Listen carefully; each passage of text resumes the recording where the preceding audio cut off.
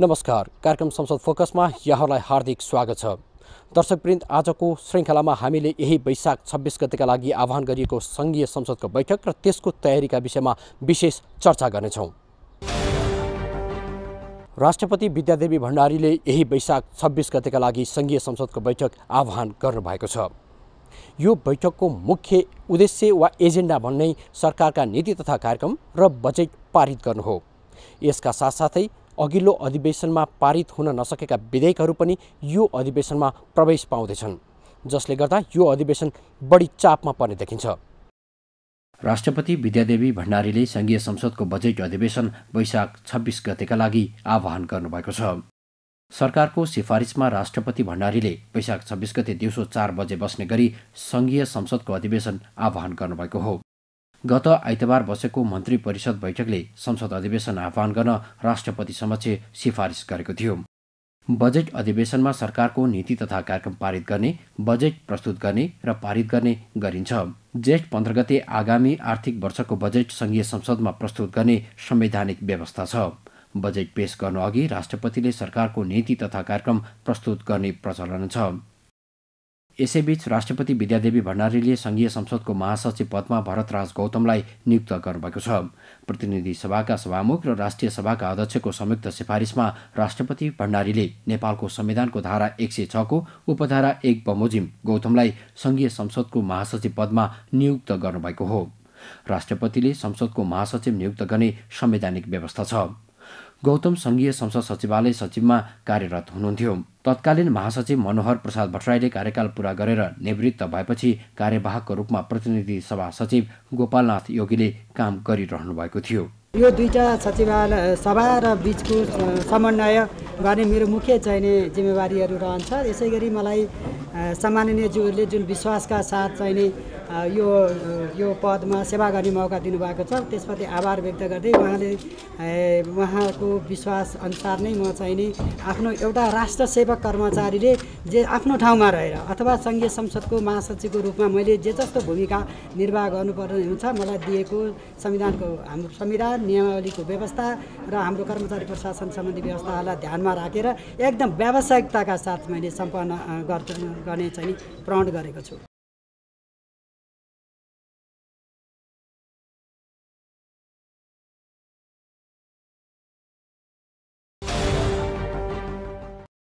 सङ्घीय संसदको वर्षीय अधिवेशन वैशाख 26 गतेका लागि बैठक बोलाइएसँगै कोरोना भाइरस कोभिड-19 सङ्क्रमणको त्रासका कारण सामाजिक दूरी कायम गरेर सङ्घीय संसदको दुवै सदनको बैठक सञ्चालन गर्ने तयारी गरिएको छ।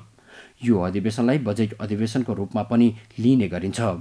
बजेट अधिवेशनमा सरकारको नीति तथा कार्यक्रम पारित गर्ने, बजेट प्रस्तुत गर्ने र पारित गर्ने गरिन्छ। जेठ 15 गते बजेट ल्याउनुपर्ने संवैधानिक बाध्यता छ।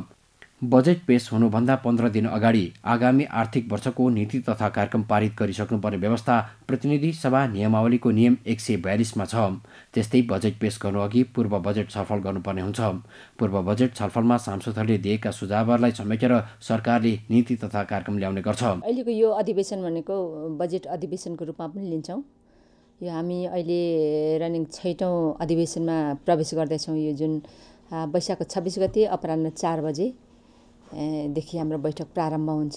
त्यो बैठकमा सम्माननीय राष्ट्रपतिज्यूले सम्बोधन गर्नुहुन्छ र त्यस पछाडि हाम्रो काम भनेको त्यहाँको बजेट ल्याउनको लागि सबभन्दा पहिले सरकारको नीति तथा कार्यक्रमको सन्दर्भमा त्यहाँ छलफल हुन्छ र छलफल भइसके पछाडि प्री बजेटको पनि छलफल हुन्छ। त्यस पछाडि बजेट आउँछ।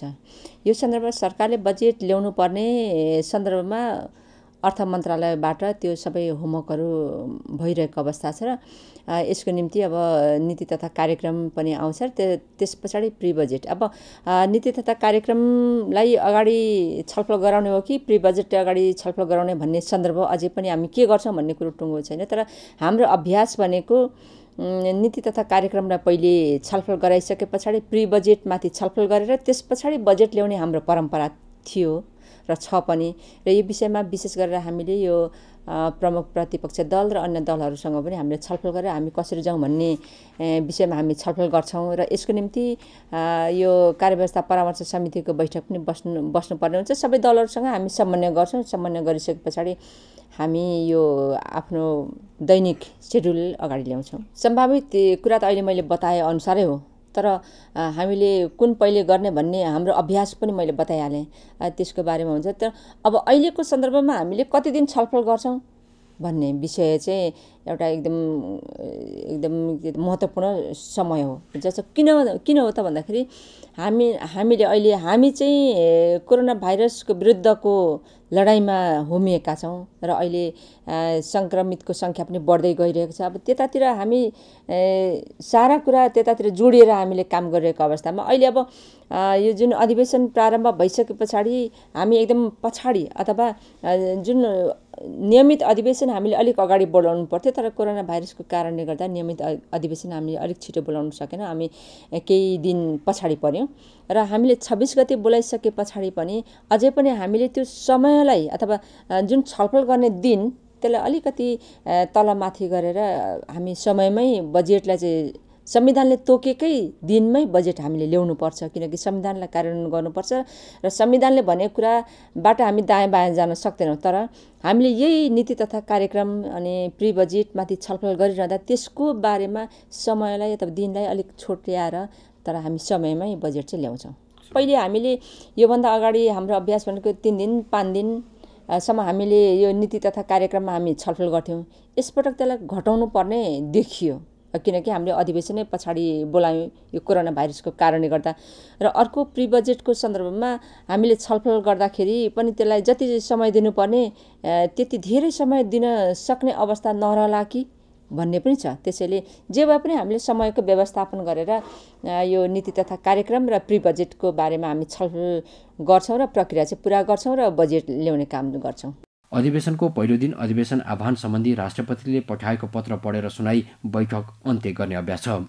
जिल्लामा रहेका सांसदलाई राजधानी फर्कने समय र सचिवालयले गर्नुपर्ने तयारीका लागि कम्तीमा 1 हप्ता समय राखिएको छ। सङ्घीय संसद सचिवालयका सचिव गोपालनाथ योगीले अधिवेशनका लागि आवश्यक तयारी पूरा भइसकेको र संसद सचिवालय तयारी अवस्थामै रहेको जानकारी दिनुभयो। हामीले चाहिँ अहिले सङ्घीय संसदको अधिवेशन सामान्य राष्ट्रपतिज्यूबाट 26 गते शुक्रबारको 4 बजे हुने भनेको छ। त्यसकारण चाहिँ हामीले चाहिँ अब यो अहिलेको सङ्क्रमणको अवस्थालाई मध्यनजर गर्दै यहाँ चाहिँ तयारीहरू अगाडि बढाएका छौँ। सरकारको सिफारिसमा राष्ट्रपतिले अधिवेशन बोलाउने संवैधानिक व्यवस्था छ। कुल 334 सदस्यीय सङ्घीय संसदमा 112 महिला सदस्यको प्रतिनिधित्व छ। तल्लो सदन प्रतिनिधि सभा 275 सदस्यीय छ भने माथिल्लो सदन राष्ट्रिय सभा 59 सदस्यीय छ। अघिल्लो वर्ष बजेट अधिवेशन वैशाख 16 गते प्रारम्भ हुनुका साथै वैशाख 20 गते राष्ट्रपतिबाट दुवै सदनलाई सम्बोधन भएको थियो। राष्ट्रपतिबाट वैशाख 8 गते अधिवेशन आह्वान भएको थियो। त्यसो त यो अधिवेशनमा 5औं अधिवेशनका क्रममा पारित हुन नसकेका विधेयकहरूलाई पनि अघि बढाउने सरकारको तयारी छ। अहिलेसम्म जुन संसदमा जुन दर्ता भएको जुन विचाराधीन रहेका हामीसँग जुन विधेयकहरू छ त्यो विधेयकको बारेमा अब समितिले छलफल गरेर आफ्नो रिपोर्ट प्रस्तुत गर्ने अवस्थामा अथवा उनीहरूले त्यहाँ अगाडि बढाउने अवस्था छ र दुवै सदनले पारित गर्ने अवस्था त्यो कन्डिसनसम्म पुर्याएको पनि त्यो अगाडि बढ्छ। र अहिलेसम्म हामीसँग भएका जुन विधेयकहरू छ त्यसलाई छलफल गरेर अगाडि बढाउँछ। जो चाहिँ प्री बजेट नीति तथा कार्यक्रम र बजेट आइसके पछाडि छलफल हुन्छ। त्यस पछाडि हामीले त्यहाँ भएका जुन विचाराधीन रहेको विधेयकहरू छ त्यो माथि पनि छलफल गरेर त्यसलाई अगाडि बढाउने काम हुन्छ। र अहिले लगेर दर्ता गरिसकेको अवस्था चाहिँ छैन, त्यो पहिलेकै विधेयकमाथि छलफल हुन्छ र यता हामीले अर्थात् सरकारले क्याबिनेटबाट दर्ता गर्न पठाउने अवस्था रह्यो भने हामी दर्ता गरिदिन्छौँ लगेर। त्यो माथि पनि विषयगत समितिमा जान्छ, उसले छलफल गर्छ अनि आफ्नो प्रतिवेदन बुझाउँछ, प्रक्रियामा अगाडि बढ्छ। केही ऐनहरूलाई संशोधन गर्दैछौँ। त्यो संशोधन गर्ने सन्दर्भमा केही ऐनहरू छ, तर त्यो चाहिँ प्रोसेसमा छ, त्यो प्रक्रियामा छ। त्यो प्रक्रियामा जस्तै हामीले यहाँबाट अगाडि बढाउनु पर्ने अथवा हामीले सहमति दिनुपर्ने त्यस्ता विधेयकहरू हामीसँग अर्थात् यो कानुन मन्त्रालयमा आइसके पछाडि हामीले सहमति दिएर अगाडि बढाउँछौँ र त्यस पछाडि त्यो चाहिँ क्याबिनेटमा जान्छ। क्याबिनेटको पनि विधेयक समिति छ। विधेयक समितिले छलफल गरिसके पछाडि यो विधेयक हामीले छलफल गरेर कम्प्लिट गऱ्यौँ, अब दर्ताको निम्ति पठाउनु पर्यो संसद सचिवालयमा भनेर हामीले भनिसके पछाडि क्याबिनेटले निर्णय गरेर पठाउनु पर्ने भन्ने हुन्छ। र अहिले तपाईँले जुन प्रश्न राख्नु जिज्ञासा राख्नु भएको छ यो पनि प्रक्रियामा छिरेको छ। अघिल्लो अधिवेशन मूलतः सभामुख चयनमा केन्द्रित भएको थियो। कोरोना भाइरसको प्रकोपका कारण संघीय संसदको बैठक गत चैत्र 24 गते अन्त्य भएको थियो। सो अधिवेशनमा प्रतिनिधि सभातर्फ 6वटा र राष्ट्रिय सभातर्फ 11वटा गरी 17वटा विधेयक दर्ता भएका थिए। जम्मा 4वटा विधेयक मात्र संयुक्त सदनबाट पारित भएको थियो। यस्तै संघीय संसदमा 3 दर्जनभन्दा बढी विधेयक विचाराधीन अवस्थामा छन्। यी विधेयकहरू पनि अगाडि बढाउने सरकारको तयारी रहेका कारण यो अधिवेशन बढी चापमा पर्ने देखिन्छ। चाप त अधिवेशन जहिले चापै चाप हुन्थ्यो। कहिलेकाहीँ बिजनेस नहुँदाखेरि बिचमा ग्याप राखेर हामी बैठक बोलाउँथ्यौँ त्योभन्दा अगाडि। तर अहिले त्यति धेरै ग्याप नहुन सक्ने सम्भावना देखियो, किनकि हामीले यो अधिवेशनलाई प्रारम्भ गर्ने केही दिन, धेरै समय त होइन, केही दिन चाहिँ हामी ढिला भयौँ। तर त्यो ढिलालाई पनि हामीले बजेट प्रस्तुत गर्ने अवस्थासम्म, त्यो डेटसम्म पुग्दाखेरि यसलाई म्यानेज गरिसक्छौँ र बाँकी आफ्नो प्रक्रिया ऊ अगाडि बढ्छ। बजेटको छलफल, त्यो माथि छलफल गर्ने आफ्नो प्रक्रियामा ऊ अगाडि बढ्छ र विधेयकको सन्दर्भमा पनि सँगसँगै हामी अगाडि बढ्न सक्छौँ र हामी गर्छौँ त्यो काम चाहिँ। विश्वव्यापी रूपमा कोरोना भाइरसको प्रकोप बढिरहेका बेला त्यसको प्रभाव नेपालमा पनि परेको छ। कोरोना न्यूनीकरण गर्नका लागि सरकारले यति बेला लकडाउन गरेको छ। लकडाउनका बीच यति बेला संघीय संसदको बैठक आह्वान भएको छ। यो विषम परिस्थितिमा संघीय संसदको बैठक कसरी बस्दैछ त? संसद सचिवालयले यसको तयारी कसरी गरिरहेको छ? आउनुहोस् यो सम्बन्धी तयार पारिएको एक रिपोर्ट। सरकारले वर्षे अधिवेशन बोलाएसँगै सामाजिक दूरी कायम गरेर बैठक राख्न सक्ने गरी संसद सचिवालयले तयारी गरेको छ। कोरोना भाइरस संक्रमणको त्रासका कारण सामाजिक दूरी कायम गर्ने गरी बैठक सञ्चालन गर्ने तयारी गरेको हो। कम्तीमा नीति तथा कार्यक्रम र बजेट प्रस्तुतिका लागि पनि संयुक्त सदन बस्न सक्ने गरी तयारी गरिएको छ। संघीय संसद भवनको प्रतिनिधि सभा हलमा 510 कुर्सी छन्। संयुक्त बैठक बस्न सांसदहरूका लागि हाल 334 कुर्सी आवश्यक पर्छ। हामीले पहिलो कुरा त यहाँ बाहिरबाट भित्र प्रवेश गर्ने बेला नै एउटा सरसफाइको कुराहरू, जस्तो त्यहाँ हात धुने कुरा छ, सेनिटाइजर राख्ने कुरा छ, त्यसपछि आएर भित्र प्रवेश गर्नुभन्दा अगाडि ज्वरो नाप्ने कुरा छ, स्वास्थ्यकर्मी नाप्ने, त्यो कुराहरू गर्छौँ। र त्यसपछि आएर भित्र पसिसकेपछि भित्र बस्नका निमित्त चाहिँ दूरी चाहिँ मेन्टेन गरेर कायम गरेर दूरी कायम गरी बस्ने कुरा व्यवस्था पनि गरेका छौँ। त्यहाँभित्र पनि फेरि सबै टेबलमा सेनिटाइजरको व्यवस्था गर्ने कुरा राखेका छौँ। र मञ्चमा पनि नीति तथा कार्यक्रम दिन सम्मान्य राष्ट्रपतिज्यू, सम्मान्य सभामुखज्यू, सम्मान्य अध्यक्षज्यूहरू बस्ने भएको कारणले गर्दा पुरानो जुन खालको मञ्च थियो त्योभन्दा अलिकति मञ्चलाई पनि डायसलाई अलिकति बढाएका छौँ, जसले गर्दा 1 मिटरको दूरी कायम गरेर त्यहाँ सम्मान्यज्यूहरू बस्ने व्यवस्था गर्न सकियोस् भनेर हामीले तयारी गरेका छौँ। सचिवालयका अनुसार एउटा पङ्क्तिमा प्रधानमन्त्री मात्रै बस्नेछन्। प्रधानमन्त्री बस्ने कुर्सीभन्दा पछाडिको पङ्क्ति खाली राखिनेछ। सभामुख रहने ग्यासमा सामाजिक दूरी कायम हुने गरी स्पेस बढाइएको छ। सांसदहरूलाई बीचमा एउटा कुर्सी छाडेर फराकिलो दूरीमा राखिनेछ।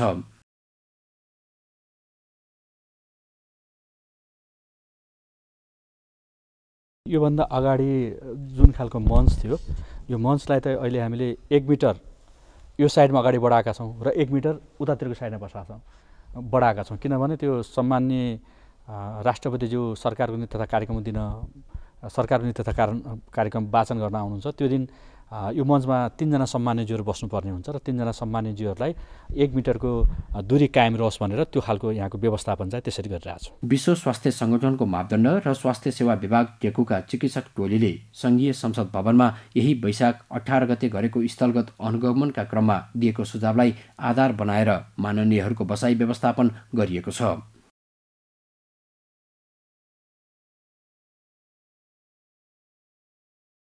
हाम्रो यो संघीय संसद सुरु भइसकेपछि यो प्रतिनिधि सभाको हलमा हामीले 390वटा फिक्स कुर्सी राखेका छौँ र त्यसमा चाहिँ एउटा रोमा जुन यो छ हामीसँग चाहिँ 6वटा कुर्सीको दरले छ र यो जोडिएको छ। त्यसकारण चाहिँ अहिलेको सङ्क्रमणकालीन अवस्थामा दूरी मेन्टेन गर्नुपर्ने अवस्था छ।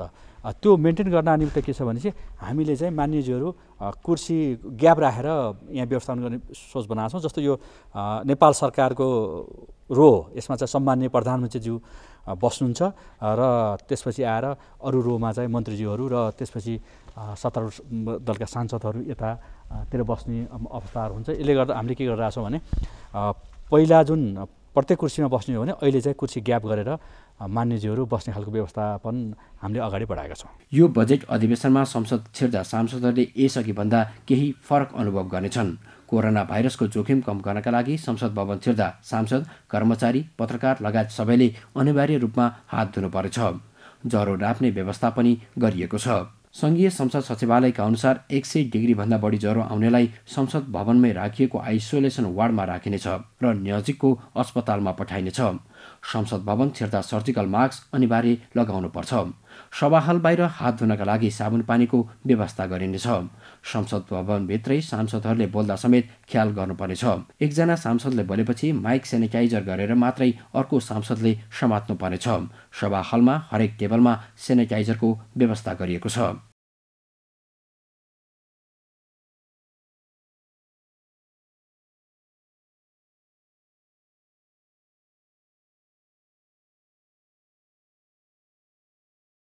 यसपछि हामी के गर्छौँ भने सबै टेबलहरूमा चाहिँ सेनिटाइजरको व्यवस्था गर्छौँ र सबै मान्यज्यूहरूलाई चाहिँ मास्कको अनिवार्य रूपमा मास्क लगाउनु पर्ने कुराहरू गर्छौँ। त्यसले गर्दा चाहिँ यो उहाँको स्वास्थ्य संवेदनशीलता सुरक्षाको विषयमा चाहिँ हामी एकदमै सिरियस भएर यसमा लागिरहेका छौँ। त्यो खालको हाम्रो व्यवस्थापन चाहिँ भइरहेछ।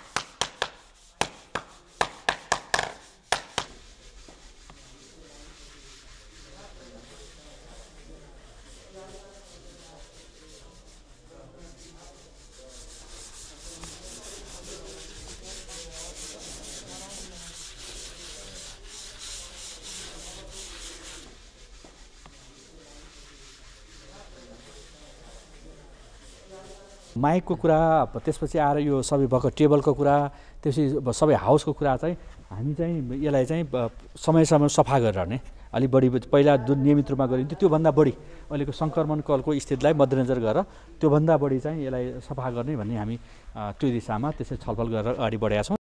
त्यसो त चिकित्सकहरूले भने संसद भवनमा जाने सांसद र अन्य व्यक्तिलाई पीपीआर टेस्ट गर्न सुझाव दिएको छ।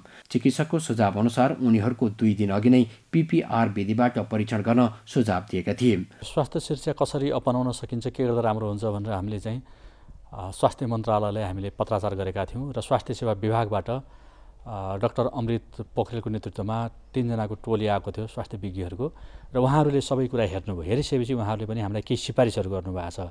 जस्तो दूरी मेन्टेनको कुरा छ त्यसमा जोडिएको, त्यसपछि आएर यहाँ सेनिटाइजर कुरा छ, अनि यो कम्पाउन्डभित्र प्रवेश गरिसकेपछि हात धुने कुरा छ, सरसफाइको कुरा, सेनिटाइजरको कुरा, मास्क प्रयोग गर्ने कुरा, त्यसपछि आएर डिसइन्फेक्सनका लागि त्यसपछि त्यसको व्यवस्थाको कुरा गरेकोले उहाँले गरेको सिफारिसको आधारमा हामीले तयारी चाहिँ गरिरहेछौँ र यो अब तयारीको अन्तिम चरणमा पुगिरहेछौँ। अर्कोतर्फ संसद सचिवालयले भर्चुअल बैठकका लागि सफ्टवेयर खरिद प्रक्रिया अगाडि बढाएको छ। विभिन्न प्रदेशका सभामुखहरूसँग, विदेशका सभामुख, उपसभामुखहरूसँग समेत भर्चुअल बैठक गर्न सकिनेछ।